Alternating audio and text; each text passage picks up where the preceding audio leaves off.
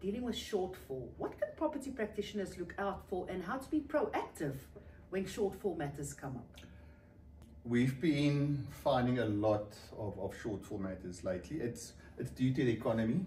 People might have bought post-COVID when interest rates were at 7%.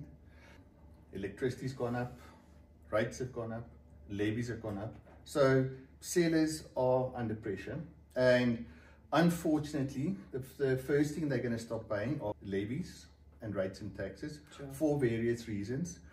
But we're also finding sellers under pressure with the interest rates that have gone up considerably since the low of 7%, under pressure to finance or pay the finance on their property. So what can a property practitioner do? Yeah. Firstly, to prevent that is when they take the mandate, discuss finances during the mandate stage.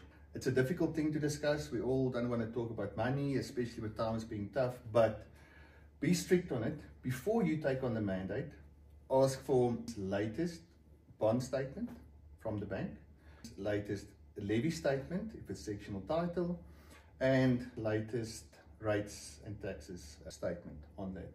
So when you go through that and you see that Jolene is behind on their bond, you can already know you've got to take that into account. We are finding levy accounts running into 2, 3, 4, I had one now, 600,000 in arrears. Wow. And rates and taxes also sometimes running into the hundreds of thousands of rands that the sellers are behind. If I'm marketing your property for 2 million and I know for a fact, doing the comparative market analysis, the CMA, that the property is only valued at 1.8 million. It's good because I'm going to get my commission. But now the problem comes in. We do not have sufficient funds to cancel Jolene's bond. We don't have sufficient funds to pay up the levies, and we do not have sufficient funds to pay the rates and taxes.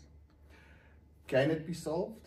Of course, there's always, as we do, we do find solutions in that, but it becomes a shortfall matter.